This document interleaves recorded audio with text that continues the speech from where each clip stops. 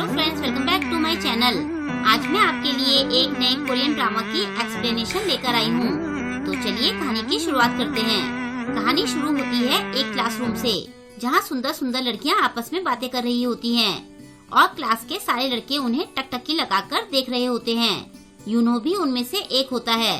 तभी क्लास में सबसे सुंदर लड़की की एंट्री होती है, जिसका नाम ह्यूमिन है। यूनो का उस पर क्रश है। ह्यूमिन की ब्यूटी से तो उसकी क्लास की लड़कियां भी जलती हैं। सारे लड़के आपस में ह्यूमिन के बारे में बातें कर रहे होते हैं कि काश हम इसके बॉयफ्रेंड बन पाते। यूनो तो भगवान को इतनी सुंदर लड़की बनाने के लिए थैंक्स कर रहा होता है। तभी जिन आकर उसकी स्माइल की वजह पूछता है। वो कहता है कि क्या तुम ह्यूमिन को देखकर हंस रहे हो? गुनो कहता है कि बोसंग उसे पिछले 2 सालों से लव करता है। बोसंग उसे बकवास बंद करने को कहता है। फिर जिन और गुनो यूनो से पैसे मांगते हैं। यूनो उन्हें पैसे दे देता है, लेकिन तभी सिया आकर उनसे वो पैसे छीन लेती है और कहती है कि तुम लोगों ने इसके पिछले पैसे भी अभी तक वापस नहीं किए हैं। जिन कहता है कि हम उसे सारे पैसे एक साथ देने की सोच रहे हैं, लेकिन सिया उन्हें पैसे नहीं देती है। ये देखकर गुनो गुस्से से उसे कुछ कहना चाहता है, लेकिन उसे याद ही नहीं आता कि वो क्या कह रहा था। बोसंग पूछता है कि क्या तुम इसकी गर्लफ्रेंड हो? वो कहती है कि अभी तक तो नहीं हूँ। ये सुनकर बाकी दोनों बॉयज उसे चिढ़ाने लगते हैं। सिया उन्हें वहाँ से जाने को कहती है। वो दोनों उससे लड़ने को रेडी होते हैं, लेकिन तभी बोसंग उन्हें चलने को कहता है, तो वो लोग वहाँ से चले जाते हैं। सिया यूनो के पास बैठकर उसके पैसे वापस करती है। यूनो उसे थैंक्स कहता है। यूनो का आईपैड देखकर वो पूछती है कि तुम क्या लिख रहे हो? वो कहता है कि मैं एक स्क्रीन प्ले लिख रहा हूँ। सिया उससे वो पढ़ने के लिए मांगती है। वो पढ़ने के बाद सिया उसकी तारीफ करते हुए कहती है कि तुम एक अच्छे लड़के हो। ये सुनकर यूनो काफी खुश होता है। तभी सिया उससे स्कूल के बाद क्लास में मिलने के लिए पूछती है। वो कहती है कि मुझे तुमसे कुछ जरूरी बात करनी है। यूनो खुश होकर हाँ कहता है। फिर सिया उसे बाद में मिलने को कहकर चली जाती है। यूनो खुश होते हुए सोचता है कि ये तो बिल्कुल वैसी कहानी की तरह हो रहा है, जिसमें लड़की क्लासरूम में लड़के से अपना लव कन्फेस करती है। वो आगे सोचता है कि मुझे ऐसा नहीं सोचना चाहिए, लेकिन सिया ने मेरी हेल्प क्यों की? वो तो बोसोंग की फ्रेंड है। क्या ये उनकी कोई नई चाल है? तभी वो देखता है कि सामने से ह्यूमिन उसे ही देख रही होती है। वो सोचता है कि ये मुझे क्यों देख रही है। फिर बाद में वो सिया से क्लासरूम में अकेले मिलता है। वो पूछता है कि तुम्हें मुझसे क्या बात करनी है? सिया जवाब देने में थोड़ा हिचकिचा रही होती है। वो सोचता है कि बोसोंग अचानक से यहाँ आ सकता है, लेकिन सिया ने सुबह मेरी मदद की थी, तो ये बुरी लड़की तो नहीं है। लेकिन अगर ये बैड गर्ल निकली तो मैं क्या करूँगा? तभी सिया उसे कन्फेस करती है कि मैं तुम्हें पसंद करती हूँ। ये सुनकर यूनो चौंक जाता है। वो पूछता है कि क्या तुम सच में मुझे पसंद करती हो? उसके हाँ कहने पर वो सोचता है कि सिया मजाक कर रही है। वो पूछता है कि तुम्हें मुझ में ऐसा क्या पसंद है? ये सुनकर सिया थोड़ा हड़बड़ा जाती है। फिर वो कहती है कि मुझे वो लड़के पसंद है जिन्हें अच्छा लिखना आता हो। यूनो सोचता है कि क्या इसे मेरे जैसे लड़के पसंद है। वो खुश होते हुए सोचता है कि आज मुझे अपने राइटर होने पर प्राउड फील हो रहा है। सिया पूछती है कि क्या तुम मुझे पसंद नहीं करते हो? वो कहता है कि ऐसी बात नहीं है। सिया कहती है कि फिर तो आज से हम दोनों लवर्स हैं। यूनो भी खुश होकर हाँ कहता है। इसके बाद सिया खुश होते हुए उसे कल मिलने के लिए कहकर वहाँ से चली जाती है।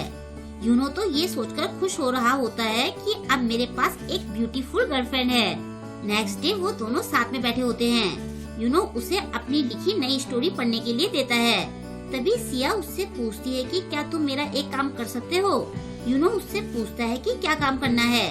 सिया उसे अपने लिए एक स्क्रिप्ट लिखने के लिए कहती है। वो मन ही मन में सोचता है कि तुम्हारे लिए तो मैं हजारों स्क्रिप्ट लिख सकता हूँ। उसके हाँ कहने पर सिया पूछती है कि तुम्हें ये लिखने में कितना टाइम लगेगा?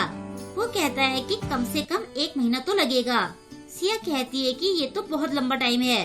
ये सुनकर यूनो उसे कहता है कि मैं 15 दिन में स्क्रिप्ट लिख दूंगा, लेकिन सिया उसे 1 हफ्ते में स्क्रिप्ट लिखने के लिए कहती है।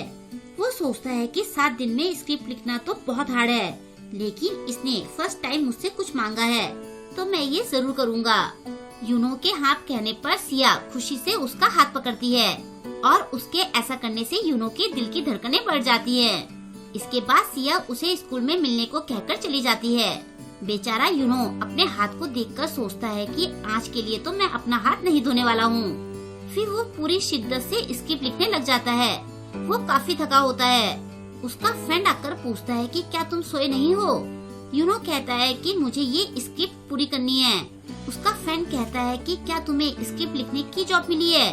यूनो कहता है कि कुछ ऐसा ही समझ लो। तभी उसका दोस्त उसे कहता है कि तुम्हारी नाक से खून निकल रहा है और इसी टाइम यूनो बेहोश हो जाता है। इसके बाद उसे स्कूल के हेल्थ क्लिनिक में होश आता है।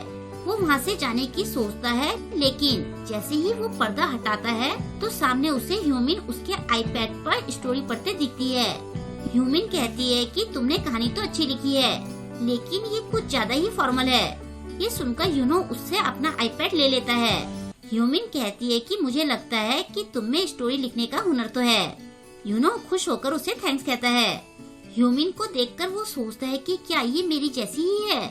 फिर वो खुद से कहता है कि मैं ये क्या सोच रहा हूँ, मेरी तो ऑलरेडी एक गर्लफ्रेंड है, मुझे दूसरी लड़कियों पर ध्यान नहीं देना चाहिए। नेक्स्ट डे वो सिया के पास बैठकर स्क्रिप्ट लिख रहा होता है।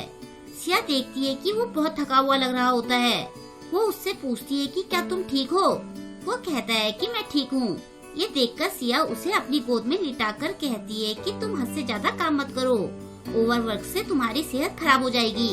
उसकी गोद में लेटकर वो बहुत खुश होता है। फिर कुछ दिन बाद साथ में जाते हुए वो सिया का हाथ पकड़ना चाहता है, लेकिन वो सोचता है कि पहले मैं इसे अपनी लिखी स्क्रिप्ट दिखाता हूँ, उसके बाद मैं इसका हाथ पकड़ूंगा। वो सिया से कहता है कि मैंने स्क्रिप्ट लिख ली है। ये सुनकर सिया बहुत खुश होती है। यूनो उसे अपना आईपैड दे देता है। ये देखकर सिया उसे थैंक्स कहती है। वो पूछता है कि अभी तो तुमने इसे पढ़ा भी नहीं है। सिया उसे आंखें बंद करने के लिए कहती है। ये सुनकर यूनो थोड़ा चौंकता है। सिया जिद करते हुए उसे आंख बंद करने के लिए कहती है। वो अपनी आंखें बंद कर लेता है। सिया उसे आंख खोलने से मना करती है। वो बेचारा अपने होंठ आगे करके सिया को किस करने के लिए रेडी होता है, लेकिन सिया उसकी फोटो खींचती है। यूनो देखता है कि सिया के साथ वो लड़के भी वहाँ होते हैं जो उससे पैसे मांगते रहते थे। जिन सिया से कहता है कि मुझे भी ये फोटो भेजना, मैं इसे अपने सोशल मीडिया पर डालूंगा। तभी सिया उनसे शर्त के पैसे मांगती है। तब यूनो को पता चलता है कि सिया ने उन लोगों से शर्त लगाई थी कि वो एक हफ्ते के अंदर ही यूनो से स्क्रिप्ट लिखवाएगी। फिर वो तीनों सिया को मनी दे देते हैं। मनी लेकर सिया कहती है कि ये मेरी मेहनत की कमाई है। इसके बाद बोसंग यूनो से कहता है कि याद है वो दिन जब हम तुमसे मनी मांग रहे थे और इसने तुम्हारी हेल्प की थी। ये सब हमारा प्लान का हिस्सा था। तुम्हें मेरी प्लानिंग कैसी लगी? ये तुम्हारी लिखी स्टोरी से ज्यादा अच्छी है ना? जिन कहता है कि उस दिन तो ये गुनो अपनी लाइनें ही भूल गया था। गुनो पूछता है कि हम लोगों ने इतना नाटक क्यों किया? बोसंग कहता है कि अगर सिया डायरेक्ट यूनो के पास जाती तो उसे हम पर शक हो जाता। इसने शुरू में तो पक्का सिया पर शक किया होगा। सिया कहती है कि अब मुझे पता चला कि तुमने उस दिन हमसे ये सब क्यों करवाया था। फिर तीनों बॉयज यूनो पर गुस्सा करते हुए कहते हैं कि तुम्हारी वजह से हम शर्त हार गए। गुनो उसे कहता है कि वैसे तो तुम ह्यूमिन को पसंद करते थे, लेकिन सिया के कन्फेस करते ही तुम उसे भूल गए। सिया कहती है कि मुझे लास्ट वीक बहुत मजा आया। इसके बाद वो बोसंग से चिपकते हुए कहती है कि मैंने तुम्हारे कहने पर ये सब किया, तो अब तुम्हें भी मेरी बात माननी पड़ेगी। अगले कुछ दिनों के लिए तुम्हें अपना पूरा टाइम मुझे देना होगा। बोसंग मान जाता है। ये सुनकर सिया खुश होकर उससे और चिपकने लगती है। उसे ऐसे देखकर यूनो को बहुत बुरा लगता है। इसके बाद वो सब कैरियोके चले जाते हैं। जाने से पहले बोसंग यूनो को कहता है कि तुम इतना अच्छा भी नहीं लिखते हो। उनके जाने के बाद यूनो गुस्से से अपना आईपैड पटक देता है और उस पर लात मारता है। फिर वो रोने लगता है। पीछे से ह्यूमिन आकर उसका आईपैड उठाती है और कहती है कि मुझे तुम्हारी स्टोरी बहुत पसंद आई। वो उसके पास आकर पूछती है कि तुमने उन्हें जवाब क्यों नहीं दिया?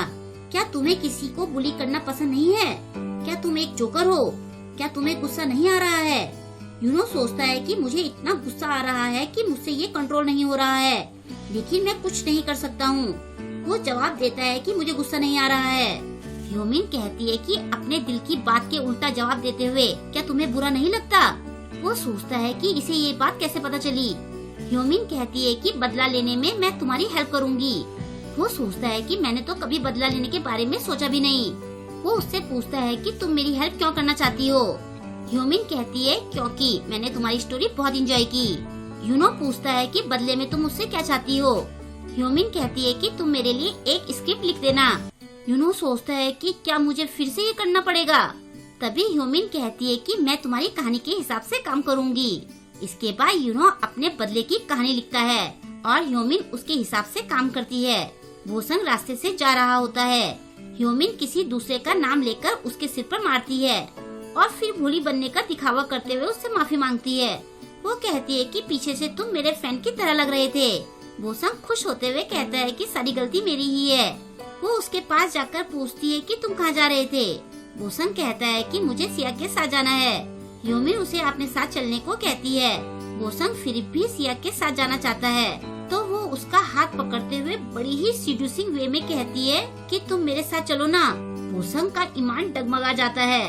पीछे से यूनो ये सब देख रहा होता है। वो ह्यूमिन की मदद से वोसंग को सिया से अलग करके अपना बदला ले लेता है और यहीं पर इस ड्रामा की एंडिंग हो जाती है।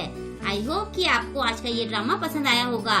आपको आज का ये ड्रामा कैसा लगा मुझे कमेंट करके जरूर बताएं और वीडियो को लाइक और शेयर करना ना भूलें। अगर अभी तक आपने मेरे चैनल को सब्सक्राइब नहीं किया है तो प्लीज मेरे चैनल को सब्सक्राइब कर लें और लेटेस्ट वीडियोस की नोटिफिकेशन पाने के लिए बेल आइकन को प्रेस करना ना भूलें। मिलते हैं जल्द ही नेक्स्ट ड्रामा के साथ। Thank you.